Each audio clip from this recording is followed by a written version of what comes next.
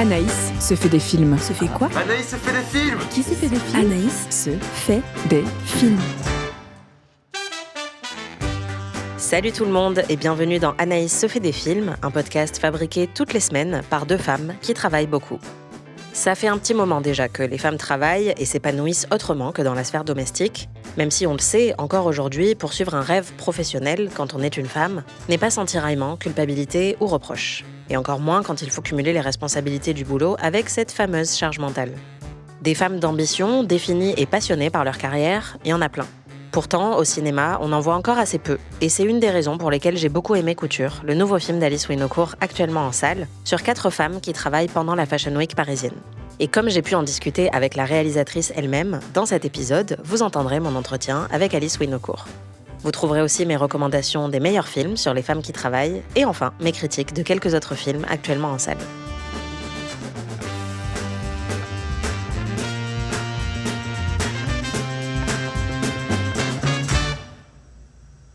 En 2017, l'actrice Jessica Chastain, alors membre du jury au Festival de Cannes, a dit un truc qui m'a profondément marquée.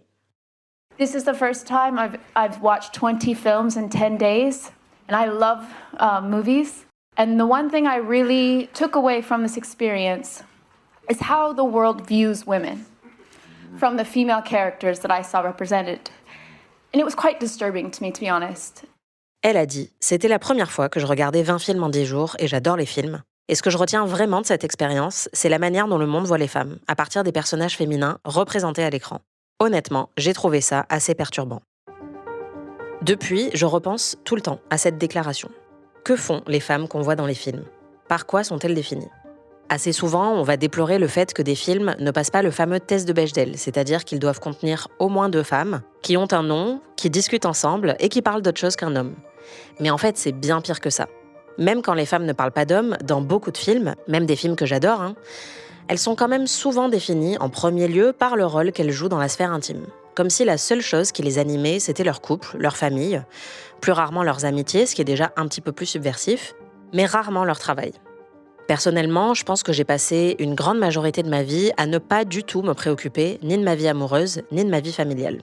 D'ailleurs, je me souviens même qu'après ma première rupture, mon meilleur ami m'avait dit « Évidemment que t'es triste, c'est normal, mais je sais que tu vas t'en remettre très vite, parce que t'as une passion. T'es passionné par ton boulot, t'adores écrire, et ça tu l'auras toujours, que tu sois célibataire ou en couple. » Ça peut paraître étrange, mais honnêtement, c'est le truc le plus réconfortant qu'on m'ait dit à cette période, et j'y pense encore aujourd'hui. Certes, le travail nous fait pas de câlins quand on rentre le soir, mais il peut vraiment donner un sens à notre vie. Et je sais pas vous, mais moi, au cinéma, j'ai aussi envie de voir des femmes qui bossent, qui négocient une augmentation, qui doivent se taper les remarques de leurs collègues relous en réunion, ou qui se couchent tard parce qu'elles sont complètement passionnées par un projet. Je veux plus de personnages féminins qui reflètent mon quotidien de meuf qui bosse, et des personnages qui ressemblent aux femmes que je côtoie dans la vraie vie, c'est-à-dire des femmes brillantes, compétentes, ambitieuses, et prêtes à mettre beaucoup de choses de côté pour leur taf. Dans les séries, il y en a un petit peu plus, il y a Peggy Olson dans Mad Men ou Christina Yang dans Grey's Anatomy, mais pas tant que ça au ciné. Et je crois que c'est pour ça que j'ai été si émue par Couture d'Alice Winocourt. Bonjour Maxine, vous êtes contente de réaliser le film qui ouvrira la Fashion Week? Oui, je me sens très chanceuse. Action! Vous avez misé sur moi? Ouais, bien sûr. Oh, you're going to be in a movie? I don't know if this is really what I want to do. Ne regarde pas. Suis ma main. Vous avez pu lire ce que je vous ai envoyé? Qu'est-ce que c'est l'histoire? C'est la vie d'une maquilleuse. J'ai pas les bonnes nouvelles, Madame Walker. On a reçu les résultats de vos analyses et c'est pas ce qu'on attendait. Il va falloir que vous mettiez votre vie de côté un petit moment. Je ne comprends pas. Le film suit les destins de plusieurs femmes qui travaillent dans le milieu de la haute couture à Paris et qui doivent constamment faire l'arbitrage entre leur vie intime et une vie professionnelle qui non seulement leur permet de vivre, mais qui leur donne aussi du sens. Angelina Jolie, notamment, joue une réalisatrice qui apprend en plein tournage qu'elle est atteinte d'un cancer du sein et qui a du mal à accepter le fait qu'elle va devoir arrêter de travailler pendant un certain temps. Il y a une scène que j'ai trouvée particulièrement dure et particulièrement émouvante dans laquelle le médecin, joué par Vincent Lindon, lui dit qu'elle va devoir mettre sa vie en pause pour suivre son traitement. Mais ça veut dire quoi en fait, mettre sa vie en pause? Il y a aussi une mannequin réfugiée qui a laissé sa famille derrière elle, qui rêve de faire des études de pharmacie mais qui essaye de gagner sa vie en tant que mannequin à Paris. Une maquilleuse qui doit enchaîner les missions pour faire ses heures et qui essaye tant bien que mal d'écrire son premier roman, et une couturière qui a l'air absolument amoureuse de son travail. Ce qui m'avait marqué aussi à San Sebastian, la première fois que j'ai vu le film, c'était sa réception, notamment à la conf de presse, où il n'y avait quasiment que des femmes qui avaient posé des questions, et honnêtement, c'est assez rare. J'ai vraiment eu l'impression que le film avait touché à quelque chose de très spécifique chez beaucoup de femmes.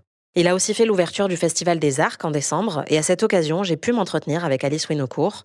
On a parlé de femmes qui travaillent, d'érotisme et de Darty, et je vous laisse écouter notre conversation. Félicitations. Merci. J'avais pas pu le dire avant, mais vraiment, je trouve le film super beau. Et ce que j'adore dans le film, c'est le fait que c'est un film choral sur des femmes qui travaillent. Ouais. Ce que je trouve assez rare, en fait, au cinéma. Pourquoi est-ce que ce thème-là, en particulier, vous intéressait ? Vraiment, merci pour cette question, parce que c'est vrai que souvent on me dit oui, j'aimerais que ce soit plus l'histoire d'Angelina, ou plus l'histoire d'Ella, ou plus l'histoire d'Anière, comme si en fait il fallait choisir entre un destin de femme. Alors que moi j'ai l'impression que justement ce qui est politique dans le film, et ce qui était vraiment pour moi une chose importante, c'était de raconter un collectif de femmes, en fait, de montrer cette solidarité. En fait, j'ai vraiment eu envie de raconter une ronde de femmes. Et il y avait quelque chose de très émouvant aussi pendant le tournage. C'est cette idée de passer comme un témoin, où en fait chaque personne racontait un morceau de sa vie et disait j'ai été là à ce moment. Et en fait il y avait cette idée vraiment de tisser le fil de son histoire dans celui de l'autre, puisqu'en fait c'était presque pour toutes nos vraies histoires. L'histoire de Maxine, c'est mon histoire. Anière, c'est son histoire. Le personnage de Ada, par exemple, la mannequin ukrainienne qu'on voit, elle est vraiment née à Zaporijjia. Donc il y avait vraiment, en fait, cette idée de mettre dans la lumière les blessures silencieuses des femmes et de montrer ces moments fragiles, en fait, où les femmes se croisent, mais aussi s'entraident, et d'exalter, en fait, cette solidarité féminine. Et j'ai l'impression que c'est quelque chose qui... toutes les histoires, elles ont en commun de parler du corps des femmes. Et j'ai l'impression que dans ce collectif, pour moi, il y a quelque chose qui se passe, en tout cas qui est contemporain. Plus contemporain qu'un destin individuel. Moi, je voulais pas raconter juste mon histoire. Moi, j'aime beaucoup le motif récurrent des discussions à deux, en fait, qui revient vraiment à plein de reprises avec différents personnages qui juste s'écoutent et s'entraident ou se donnent conseil, ils disent bonne chance, ça va aller. Je trouve que c'est fait assez finement et c'est hyper rare de voir ça dans un film. Pour moi, le monde de la mode, c'est juste une métaphore pour parler du monde contemporain et de ce monde des apparences. Et il y a effectivement un décalage entre cette espèce d'ambiance, de glamour, de fête, etc. Et finalement, ce que les gens vivent intimement. Et en même temps, il y a des petits moments où les gens peuvent partager et échanger. Et c'est vrai que c'est des choses que moi, j'ai pu vivre, par exemple, dans des situations de maquillage, où je trouve ça beau que le personnage, elle s'appelle Angèle, c'est un peu comme l'ange du film, mais qui cache, qui dissimule les blessures et qui, en même temps, est celle qui voit le plus, finalement, les âmes des gens. Et il y avait vraiment cette idée de coudre le destin de chacune, comme le fil de destin. D'ailleurs, en fait, les métaphores de la couture, le film, il s'appelle Couture avec un S. Ça peut être trompeur pour certaines personnes qui pensent que c'est un film sur la mode et qui s'attendent à... Mais pour moi, ce qui m'a intéressée, c'est vraiment de raconter des histoires de femmes. En fait, des histoires de femmes à tous les âges, puisqu'en fait, il y a celle de 20 ans, celle de 30 ans, celle de 40 ans, et même Aurore Clément, qui a 70 ans. Et en fait, de parler, en fait, d'une expérience aussi un peu de dépossession du corps. Ouais, j'ai vraiment aimé... juste voir le rapport différent de toutes ces femmes au travail et notamment la maquilleuse qui galère, je sais pas si elle galère forcément financièrement, mais moi je me suis projetée aussi en tant que pigiste de me dire j'ai tel job et puis si tel job est en retard par exemple, je vais rater celui d'après et j'aime beaucoup ce côté pragmatique en fait, pareil pour Maxine qui doit rater le plan qu'elle voulait absolument tourner parce qu'elle doit aller à son rendez-vous et elle a que 40 minutes et c'est le rendez-vous le plus traumatisant de sa vie. Souvent, quand on parle de la maladie dans les films, j'ai l'impression que c'est fait avec quelque chose d'un peu, mielleux, ou comme si en fait ça devait être un sujet en soi. Alors que j'ai l'impression que l'expérience de la maladie, c'est au contraire justement d'être... la vie autour ne s'arrête pas, au contraire. Il y a quand même toujours les autres problèmes à régler de la vie. Et c'est quelque chose qui est à la fois dur et en même temps beau, parce qu'on voit que au milieu de la plus grande âpreté de la maladie, une histoire d'amour naît. Il y a cette scène sexuelle avec Louis. Pour nous, c'était important de raconter, en fait, que sans cesse la beauté et la mort sont mêlées. et de rentrer dans cette complexité de la vie et de parler de la fragilité de l'existence. C'est pour ça en fait que j'ai choisi ce monde de la mode comme arène en fait du film. C'est ce qui m'a intéressée en fait, c'est cette idée qu'il y a dans la mode de l'éphémère. Parce que moi, pendant 1 an et demi, du coup, j'ai été dans des backstage de défilés. J'ai rencontré, comme je le fais à chaque fois, en fait, énormément d'acteurs de ce monde. Parce que moi, ce monde, je le connaissais absolument pas. C'est vraiment, pour moi, c'était comme d'aller, comme j'avais fait avec Proxima dans le monde des astronautes. Et c'est vrai que ce qui m'a impressionnée, c'est ce côté de course. C'est pour ça que pour moi, ça raconte aussi le monde contemporain. C'est cette idée de tout le temps faire une saison après l'autre, une collection après l'autre. Et en fait, d'essayer de saisir quelque chose qui, au moment où on essaie de l'attraper, est déjà fané, comme dans la chanson Mon amie la rose, quoi. C'est mon amie la rose qui, ce matin, est déjà morte, en fait. Et du coup, dans cette idée même de la robe qu'on fabrique avec tant d'attention et puis qui, finalement, dure qu'un instant. En fait, pour moi, ça résonnait avec la problématique qui était celle de la question de Maxime, qui est confrontée, en fait, à sa propre finalité et à l'éphémère de la vie. À la conférence de presse à Saint-Sébastien, vous aviez dit que vous passiez beaucoup de temps à l'hôpital, justement, au moment où vous étiez tombé sur ce défilé aussi, qui avait une juxtaposition bizarre. Je pense que j'avais pas forcément compris que c'était vraiment votre histoire. Parce qu'en fait, j'ai pas envie d'écraser le film non plus avec ça, sachant que j'ai pas voulu faire un film sur moi. Mais moi, en fait, mes films parlent toujours de quelque chose de très intime et personnel que je projette dans un monde que je connais pas. Au départ, j'avais pas spécialement envie de parler de ça, mais en fait, j'ai l'impression que c'était comme un peu nécessaire pour comprendre le rapport que je pouvais avoir à ce film, à quel point en fait c'était en fait des morceaux de la vie des femmes et que c'était quelque chose que je connaissais. Ouais. Mais c'est vrai que oui, la manière dont ce film est arrivé, c'est que en fait, moi, j'habite dans un quartier qui se transforme pendant la Fashion Week et où en fait les galeries accueillent les jeunes designers. Un soir, je me suis retrouvée devant l'entrée d'une galerie où il y avait un défilé. Il y avait justement toute cette excitation, J'ai vu dans la foule une jeune fille soudanaise qui était complètement perdue, qui venait de la guerre, en fait, qui cherchait son chemin et qui semblait regarder ce monde, oui, comme un monde complètement étranger. Et en fait, moi, j'avais exactement la même sensation parce que moi, j'étais vraiment venant aussi d'un monde en guerre, d'une autre manière, mais d'une guerre du corps. Et du coup, j'ai immédiatement connecté avec elle. En fait, je me suis sentie tellement proche d'elle. J'ai l'impression que le film, il raconte vraiment ça, en fait, cette connexion instantanée qu'on peut avoir avec des gens qui viennent de mondes très lointains, mais avec qui on partage des blessures. Et c'était pareil avec la jeune fille qui venait d'Ukraine, qui était vraiment née à Zaporizhzhia. Et je me disais, oui, qui sont ces personnes qui sont derrière les images qu'on voit partout dans nos villes, des affiches, des publicités, en fait, on voit, c'est les représentations du féminin avec lesquelles on vit. C'est ces images avec lesquelles on vit. Et qui sont les femmes derrière ces images, en fait? Qui est la mannequin? C'était toute l'idée vraiment de donner une voix à ces femmes. Qui est la personne qui va les maquiller, qui aura caché justement ces plaies qu'elle a sur les pieds? De montrer vraiment tout cet envers du décor et de mettre dans la lumière ces couturières que... Très émouvant parce qu'on a fait la projection à la Maison Chanel c'était la première fois qu'il y avait dans un atelier haute couture un film de fiction qui venait et que la caméra s'attardait sur elle.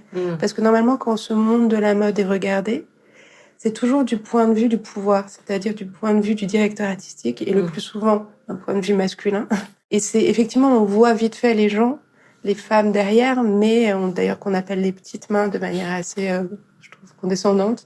Mais voilà, c'était vraiment de faire dans le film une place à ces femmes et de montrer une forme de révolte, puisque finalement, ce que le film met en scène, c'est aussi la destruction de ce monde, puisqu'à la fin, il y a la pluie, l'apocalypse. Mais c'est l'idée, en fait, aussi d'une renaissance et l'idée que toutes elles vont vers une vie nouvelle. Pour moi, en fait, ça n'a pas de sens de comparer le destin de l'une ou de l'autre. Évidemment, c'est pas pareil d'avoir un cancer ou d'arriver à la Fashion Week, mais il n'y a pas de film qui montre ce que c'est d'être vraiment dans le point de vue d'une jeune fille africaine. Et c'est extrêmement dur d'arriver dans un pays qu'on ne connaît pas, de ne pas parler la langue, de rien maîtriser. En fait, elle-même, elle n'est pas une image, elle est une personne qui devient cette image. Et on voit bien dans le film comment on lui apprend à se tenir, selon les marques, à marcher d'une manière ou d'une autre. Tout ça, en fait, est une mise en scène du féminin. Et du coup, c'était vraiment la volonté d'essayer de déconstruire ça de la même manière que confronter le corps d'une femme qui apprend qu'elle est malade, qui en plus pas n'importe quel corps puisque c'est une icône, Angelina, c'était aussi montrer l'envers du décor aussi, de la réalité du corps d'une femme, c'est-à-dire il y a ces corps qui sont à la fois glorifiés, magnifiés, mais qui ont tous une date de péremption. Et voilà, en fait, j'ai l'impression que c'est des représentations du féminin que j'avais pas l'impression de voir, ou en tout cas qui sont pas jugées intéressantes. Et après, il y a les personnages d'hommes du film qui sont aussi, je pense, importants parce que ils sont aussi dans une forme de complexité. Le médecin, on voit qu'il est à la fois très brutal, en même temps, il lui sauve la vie. Et le personnage de Louis, j'ai l'impression qu'il était aussi vraiment important pour montrer la beauté d'une histoire d'amour naissante dans ce chaos, en fait. Ouais, totalement. Je trouve ça très réussi. Ouais. J'ai beaucoup aimé la petite référence à The Descent. Est-ce que vous avez remarqué qu'il est à l'envers? Je me suis Parce que les fans posé une hardcore de The Descent me disent c'est cool, mais en fait le film il est à l'envers. Mais bon, après ça me dérange pas parce que dans Proxima j'avais déjà montré un personnage qui s'entraîne à regarder le monde à l'envers pour partir en mission et elle regarde la télé à l'envers. Ouais, j'ai bugué en fait pendant quelques secondes. Je me suis dit mais oui, non mais c'est vraiment The Descent. J'adore ce film et je trouve que c'est aussi un film qui est assez important pour parler des femmes. Enfin, c'est très rare d'avoir un film tout court avec un casting uniquement féminin. En plus, un film d'horreur, c'est très rare aussi. Moi aussi, j'adore ce film. Et après, je trouvais que c'était intéressant c'est Dean Tavoularis, le art director de Coppola, qui m'avait dit que son obsession toute sa vie, ça avait été de trouver la couleur du sang. Juste, parce que lui, dans tous les films de Coppola, il galérait pour trouver la bonne tonalité. Et c'est vrai que c'est un truc dont j'avais parlé aussi avec Alexandra Aja, en fait. Et du coup, je trouvais ça intéressant de montrer aussi que cette relation, elle n'est pas tant dans la parole, en fait, entre eux, cette espèce de rapport qui est un rapport aussi de travail, mais qui se transforme en histoire d'amour. Et pour moi, cette scène d'amour, c'est aussi un peu comme si elle disait un peu au revoir à son corps, dans le sens où on sait qu'elle va rentrer en traitement. Il y a un peu cette idée que l'expérience de la maladie aussi l'ouvre au monde. Et c'est vrai qu'au départ, on voit que c'est quelqu'un, elle est assez dure, elle est enfermée dans son travail, elle s'occupe pas de sa fille. Et finalement, voilà, il y a cette rencontre avec Ella, avec toutes les autres femmes du film. Et ouais, elle est un peu comme prise dans ce tourbillon et chaos de la vie, mais qui en même temps, c'est ça qui est beau aussi dans la vie, je pense. Ouais. C'est ces moments fragiles, en fait, qu'on a essayé de capter. Et vous pourrez toujours dire que vous êtes la réalisatrice qui a emmené Angelina Jolie à Darty. Rien que pour ça, je pense que c'est un gros flex. Merci d'avoir vraiment dit ça, parce que en fait, moi, j'ai énormément plaidé pour regarder cette scène. Mais c'est génial. Je voulais absolument que tout le monde voulait couper. C'est vrai. Je disais, mais en fait, c'est quand même très, très cool que la scène romantique du film, c'est qu'ils vont acheter une tondeuse chez Darty. Bah oui. Et c'est un peu le highlight de leur histoire d'amour. J'ai adoré. Heureusement que vous l'avez gardé. Franchement, bravo.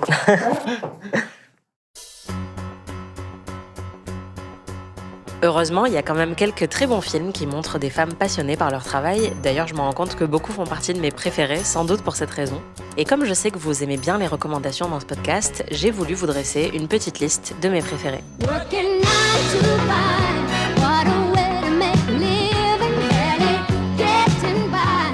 Quand je pense à des films excellents sur des femmes qui sont passionnées par leur travail, le premier qui me vient en tête, c'est She Said, sorti en 2022, de Maria Schreider. Maria Schreider qui est une incroyable actrice allemande, mais qui est aussi réalisatrice. Et ce film raconte le travail des 2 journalistes du New York Times qui ont sorti la première enquête sur Harvey Weinstein en 2017. Elles sont jouées par Carey Mulligan et Zoé Kazan, qui sont 2 actrices que j'adore. Et évidemment, j'aime beaucoup ce film parce qu'il parle de journalisme, mais aussi parce qu'il parle très bien de femmes journalistes, qu'il évite pas mal des écueils qu'on va trouver souvent dans la pop culture. Par exemple, dans ce film, aucune journaliste ne couche avec ses sources. Ce que j'aime beaucoup, c'est qu'on voit tout le travail que cette enquête a nécessité, qu'on les voit vraiment être méticuleuses, patientes, extrêmement empathiques dans leur manière de parler aux victimes. En même temps, elles sont aussi obstinées professionnellement. Et il y en a une des 2 qui va tomber enceinte au moment de l'enquête et qui va aussi souffrir d'une dépression postpartum. Et tout ça va s'imbriquer évidemment dans sa vie professionnelle d'une manière que j'ai trouvée extrêmement forte, extrêmement subtile. Les 2 actrices sont géniales, c'est vraiment très bien écrit. C'est un film que j'adore, que je recommande même à mes élèves en école de journalisme. Donc si vous avez l'occasion, regardez She Said de Maria Schreider. Un autre de mes films préférés qui, à mon avis, contient un peu un manifeste de tout ce que je viens de raconter dans cet épisode, c'est Little Women de Greta Gerwig. I'm working on a novel. It is a story of my life and my sister's. Make it short and spicy. And if the main character is a girl, make sure she's married by the end. Ow, Joe! I want to be an artist in Rome and be the best painter in the world. That's what you want too, isn't it, Joe? To be a famous writer? Yes, but it sounds so crass when she says it. My girls have a way of getting into mischief. Well, so do I. This is Meg, Amy, Beth, and Joe. I intend to make my own way in the world. No one makes their own way, least of all a woman. You'll need to marry well. But you are not married, aren't you? Well, that's because I'm rich. C'est une adaptation récente du roman Les 4 filles du Dr March, et c'est vraiment une adaptation que j'adore parce qu'elle est très intelligente et qu'elle contient un récit dans le récit. En fait, ça démarre avec le personnage de Joe, joué par Saoirse Ronan, qui débarque chez un éditeur et qui essaye de lui vendre son fameux roman Little Women, et qui va même entrer en négociation avec son éditeur. Donc dès la première scène, moi j'étais totalement galvanisée. Et évidemment, c'est un film qui parle aussi de la vie intime de toutes ces femmes et de leur vie familiale. Mais il y a des monologues d'anthologie dans ce film, notamment le monologue du personnage de Florence Pugh sur le mariage et le fait que c'est un choix économique pour les femmes. Mais aussi et surtout le monologue de Joe qui vit pour son écriture et pour son art et qui sait que ça implique aussi des sacrifices intimes. Et qui va avoir ce moment bouleversant face à sa mère où elle dit qu'elle en a marre que les femmes soient sans cesse ramenées à leur intimité, à leur vie amoureuse, comme s'il y avait que ça qui comptait pour elle, que les femmes peuvent aussi exister par leur ambition, mais que évidemment ça la rend triste parce qu'elle sait que pour son ambition professionnelle, elle doit sacrifier une partie de son intimité et que parfois elle se sent seule, romantiquement, même si elle est passionnée par ce qu'elle fait. I just feel like women, they have minds and they have souls as well as just hearts. And they've got ambition and they've got talent as well as just beauty. And I'm so sick of people saying that love is just all a woman is fit for. I'm so sick of it. But I'm so lonely. C'est pour moi un moment de cinéma d'anthologie. C'est une scène qui m'a bouleversée, que je revois tout le temps et qui me fait pleurer à chaque fois que je la vois. Et rien que pour cette scène, je serai éternellement reconnaissante à Greta Gerwig et à Saoirse Ronan qui l'interprètent de manière parfaite. Il y a aussi une comédie que j'adore qui est Spy de Paul Feig. Paul Feig qui a réalisé Bridesmaids ou Mes meilleurs amis, qui est peut-être sa comédie la plus connue. Mais Spy, honnêtement, c'est tout aussi bien. Et c'est l'histoire d'une analyste de la CIA qui est jouée par Melissa McCarthy et qui est un peu sous-estimée par tous ses collègues, jusqu'au jour où elle se retrouve, un peu malgré elle, chargée d'une mission sur le terrain, ce qu'elle n'a jamais été habilitée à faire auparavant. Il y a beaucoup de blagues sur le fait que sa couverture, c'est d'être une femme à chat qui n'attire personne et que personne ne remarque parce qu'elle est totalement quelconque. Et en fait, la grande surprise et le grand twist, c'est qu'elle va se révéler absolument brillante en tant qu'agent sur le terrain, qu'elle a des prédispositions assez remarquables pour les scènes d'action. Et déjà, mettre une actrice comme Melissa McCarthy, une actrice comique, grosse, en héroïne de film d'action, qui va aussi avoir ses propres rebondissements romantiques dans le film, c'était assez révolutionnaire à l'époque. Je pense que ça l'est toujours. C'est un film qui est hilarant. Melissa McCarthy, qui est un des plus grands talents comiques de sa génération, je continue de le marteler. Et ce film-là, c'est un film qui va totalement jouer sur les attentes qu'on pourrait avoir de ce type de personnage et prouver qu'en fait, non, elle est extrêmement douée professionnellement, et notamment pour être une espionne. Dans un genre plus classique, mais honnêtement très réussi, il y a le film Les figures de l'ombre de Théodore Melfi, qui avait fait toute une course jusqu'aux Oscars il y a quelques années, je ne sais pas si vous vous en souvenez. C'est un film qui parle de plusieurs femmes afro-américaines qui vont intégrer la NASA en tant que calculatrices dans les années 60 et qui vont devenir des vraies pionnières dans leur domaine. If you were a white male, would you wish to be an engineer? I wouldn't have to. I'd already be one. Yes, it's an uphill battle. But guess who else is playing? I don't know if I can keep up in that room. Just make that pencil move as fast as your mind does.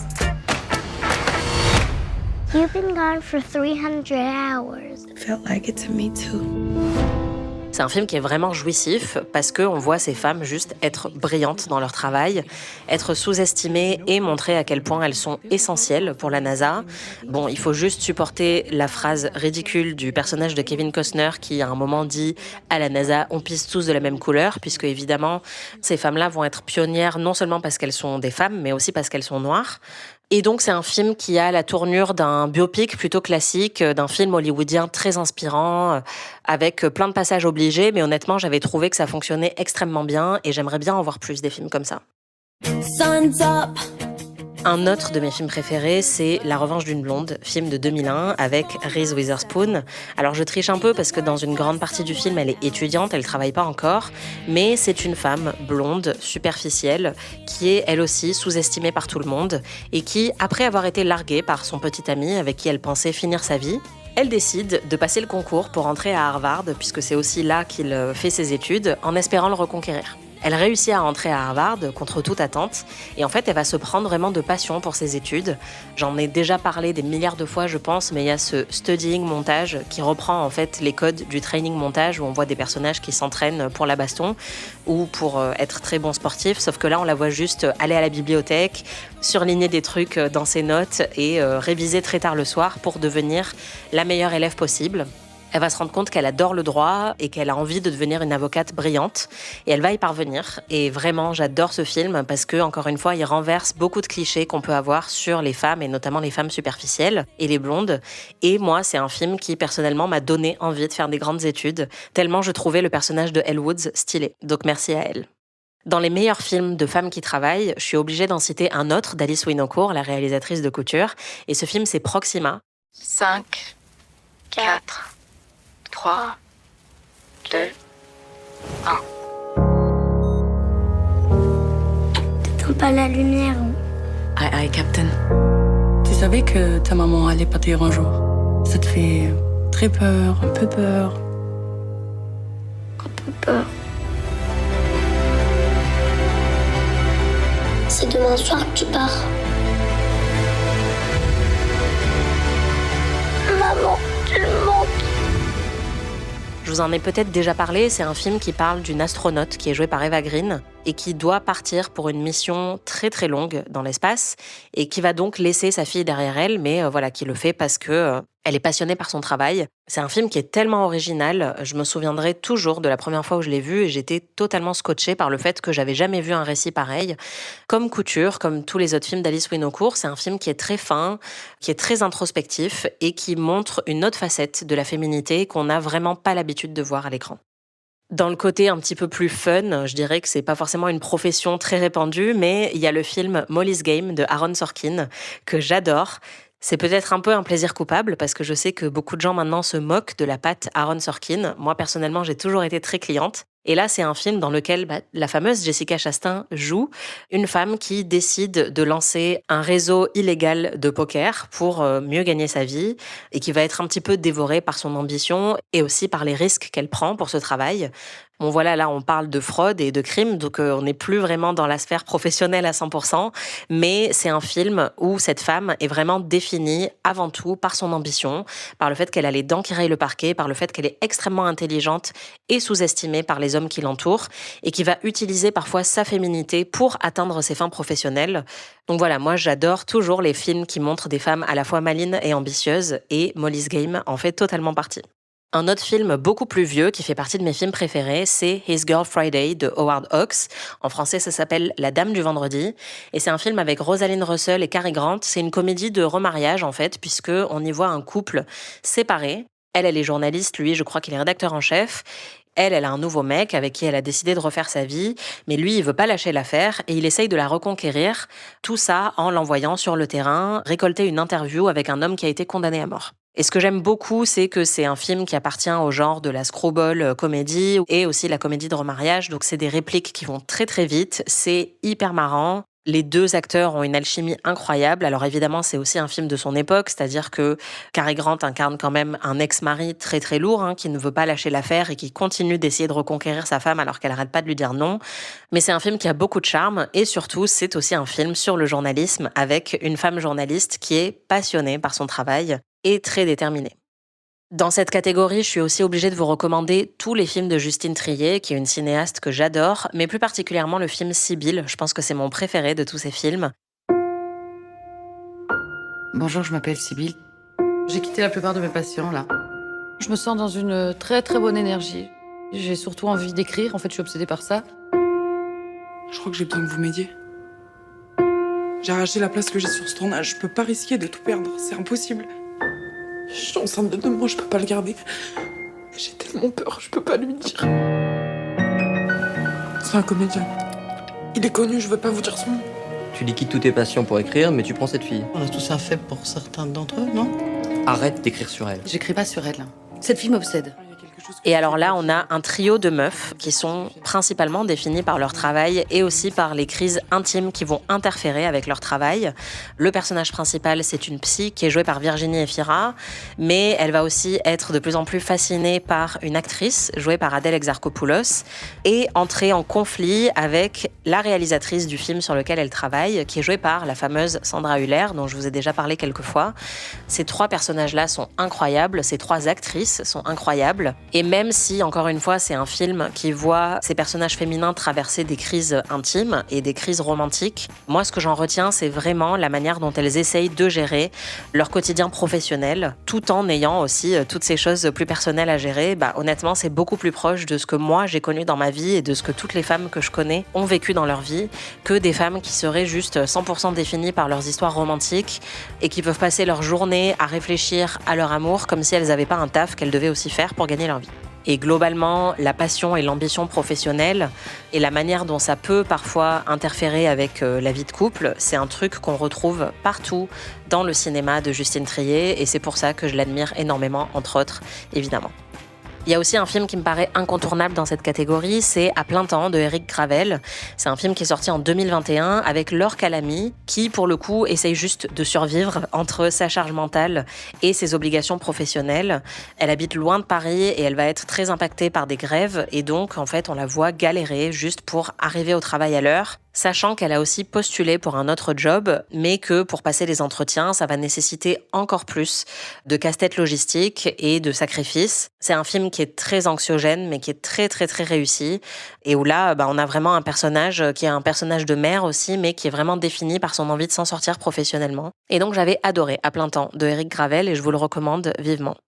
Un autre film super qui est américain, c'est Support the Girls, Allez les filles, je crois, pour la VF. C'est un film d'Andrew Bujalski. Et dans ce film, Regina Hall, qui est une super actrice, incarne la manager d'un bar qui passe une journée particulièrement merdique et qui essaye de s'en sortir avec ses collègues. C'est vraiment un pur produit indé américain. Moi, j'avais trouvé ça vraiment génial, encore une fois, parce que je trouve que c'est très rare de voir des films avec un casting d'ensemble féminin qui parle presque uniquement des enjeux professionnels qu'on peut rencontrer au quotidien. Et pour finir, j'ai envie de vous recommander un film qui est génialissime et dont on n'a vraiment pas suffisamment parlé lors de sa sortie. Ce film, c'est Désordre de Cyril Choblin. J'espère que je prononce bien son nom. Il faut travailler plus rapidement. 28 grévistes, nos compagnons anarchistes aux États-Unis, ont été tués par les forces armées gouvernementales depuis le début de ce mois. On vend des billets de tombola pour soutenir les grévistes de Baltimore. Ils avaient des idées magnifiques. La Commune de Paris? C'était un essai d'administrer la ville de Paris selon des principes anarchistes. C'était la première fois que les femmes aient gagné le même salaire comme les hommes. Après, ils se sont tous tués. Et ce film Désordre, ça se passe en Suisse en 1877. Ça se passe à un moment charnière puisque c'est aussi le moment où l'arrivée du capitalisme va venir bousculer les rythmes de production, notamment en Suisse et notamment dans le milieu de l'horlogerie. Et ensuite tout ça à travers une ouvrière en particulier qui se rend compte qu'elle est lésée professionnellement et qui va commencer à se rapprocher de plus en plus au mouvement anarchique dans sa ville. C'est un film qui ne ressemble à rien d'autre, qui est vraiment passionnant, qui est superbement photographié. Vraiment, j'adore Désordre. Donc si vous avez l'occasion, je crois qu'il est disponible en streaming, donc ne le ratez surtout pas. Voilà, ce sont évidemment mes recos, j'attends les vôtres. Dites-moi quels sont vos films préférés avec des femmes qui bossent. Si je peux allonger ma liste, ça me fera vraiment plaisir. I drink your milkshake. You got into Harvard Law? What, like it's hard? C'est pas possible. Il faut moins 8 000. I had a dream about this place. Ça fait comme des pizzas 4 chaussures. Si vous me regardez, qui je regarde moi? Pour finir, je voulais vous parler de quelques films qui sont en salle cette semaine, en plus de Couture. Il y a aussi Is This Thing On, qui est le nouveau film de Bradley Cooper, qui avait aussi fait A Star Is Born et Maestro. J'ai pas toujours été très réceptive à son cinéma. Et il faut dire que chez les hommes, c'est beaucoup plus fréquent de voir des films sur des personnages masculins vraiment animés par leur ambition et en lutte professionnelle. C'était le cas de A Star is Born et Maestro, et c'est aussi un peu le cas de Is This Thing On. Là, c'est Will Arnett et Laura Dern qui incarnent un couple en pleine crise et en pleine séparation, et le personnage de Will Arnett va se tourner vers le stand-up. Un jour, il débarque dans une soirée open mic, il se met à faire des blagues, c'est un peu la version masculine et contemporaine de Mrs. Maisel, globalement, et il va se rendre compte qu'il adore ça et que c'est un exutoire pour traverser cette période du divorce qui est très très dure pour lui. Honnêtement, les scènes de stand-up, je trouve que c'est pas les plus réussies du film, mais par contre, j'ai trouvé que c'était un film très beau sur la séparation, sur le fait qu'on peut trouver une manière douce, en fait, de se séparer, et que ça veut pas dire que ça n'est pas déchirant, évidemment. Laura Dern et Will Arnett sont super, c'est 2 acteurs qui peuvent parfois en faire des caisses dans certains de leurs rôles, et là, c'est des rôles un petit peu plus contenus, un petit peu plus subtils, et je trouve que ça leur va très bien aussi. Bradley Cooper a un petit rôle secondaire dans le film, un rôle honnêtement très très drôle. Et j'aime beaucoup la fin du film, sans vouloir vous la révéler. Je trouve qu'elle résume très bien le propos du film, c'est-à-dire que pour tout, que ce soit le travail, la passion, le couple ou la séparation, en fait, il faut mettre beaucoup d'efforts et beaucoup de répétitions pour arriver à un résultat qu'on aime. Et parfois, ça peut demander beaucoup d'abnégation, sans savoir si ça finira par payer, mais ça finit toujours par payer. Un autre film qui est sorti déjà il y a quelques temps, mais qui est encore en salle, c'est Aucun autre choix de Park Chan-wook. Et je vous en parle parce que j'ai pas eu l'occasion de vous en parler avant, et aussi parce qu'il vient d'être révélé que Park Chan-wook sera le président du jury à Cannes cette année. C'est un cinéaste que j'aime beaucoup, je vous en avais déjà parlé à d'autres moments, j'aime notamment beaucoup Mademoiselle et Stalker. Il a plutôt l'habitude de faire des films qui contiennent des éléments un peu horrifiques, des éléments un peu de thriller, et aussi pas mal de tensions sexuelles et de malaise sexuel. Là, c'est encore autre chose. C'est un film assez énervé sur le capitalisme. Ça parle d'un homme qui est licencié de son usine de papier et qui, pour espérer retrouver un poste, va décider d'éliminer littéralement sa concurrence. C'est un film inclassable, on est entre le thriller, la comédie, le drame familial, et je crois qu'un des éléments que j'ai le plus aimé aussi dans ce film, alors je sais que c'est totalement contradictoire avec tout ce que j'ai raconté auparavant, mais j'aime beaucoup la manière dont ce film parle du couple, puisque en fait on voit vraiment cet homme et sa femme faire équipe, et on voit la manière dont cette équipe va être bouleversée par ses déboires professionnels à lui. J'ai trouvé que c'était vraiment très très beau et très original et très marrant. Donc je vous recommande Aucun autre choix de Park Chan-wook, qui a aussi une photo sublime, foisonnante. C'est vraiment un héritier de Hitchcock dans la mise en scène et qui se fait vraiment plaisir. Il n'y a pas un seul plan qui soit ennuyeux dans ce film. Donc vraiment c'est richissime et ça vaut vraiment le coup de le voir, surtout sur grand écran. Et enfin, pour finir sur une note un peu moins positive, je voulais quand même parler du film Le son des souvenirs de Oliver Hermanus. Je vous en avais peut-être parlé un petit peu au moment du Festival de Cannes cette année. C'est un film avec Paul Mescal et Josh O'Connor qui vivent une romance un petit peu empêchée après la Seconde Guerre mondiale. Le film a beaucoup été comparé à Brokeback Mountain, ce qui a l'air de les énerver, mais honnêtement, je suis désolée, c'est juste Brokeback Mountain en pas bien. Enfin, c'est peut-être un peu dur de dire ça, mais j'ai été très déçue par ce film. J'en attendais beaucoup parce que le casting est génial. C'est un peu les 2 petits amis d'Internet, Josh O'Connor et Paul Mescal. Et puis, c'est un film qui parle aussi de musique et de son, puisqu'en fait, ils se rencontrent en école de musique et après, ils vont partir en mission tous les 2 pour enregistrer et recueillir des chants folkloriques. Ces scènes-là sont très très belles et très réussies pour le coup. J'aurais aimé qu'il y en ait encore plus. Et au final, je trouve que ce film ne parvient pas à raconter grand-chose, que ce soit sur la musique et donc la passion professionnelle de ces 2 hommes, ou que ce soit sur leur passion intime. En fait, j'ai trouvé que c'était tellement contenu que ça en devenait très plat. Mais j'étais entourée d'hommes à la projection cannoise qui, eux, étaient en larmes à la fin du film. Donc je suis ravie pour eux et peut-être que vous serez également émus en voyant Le son des souvenirs. Perso, pour moi, c'est une déception. C'est la fin de cet épisode d'Anaïs se fait des films. Merci de l'avoir écouté jusqu'au bout. Si vous avez aimé cet épisode, j'attends vos commentaires, vos petites étoiles, vos partages, etc., etc. Si vous n'avez pas aimé cet épisode, je ne veux pas le savoir. Laissez-moi me faire des films. Moi, il faut que je continue à bosser, mais on se retrouve très vite pour un prochain épisode. Salut!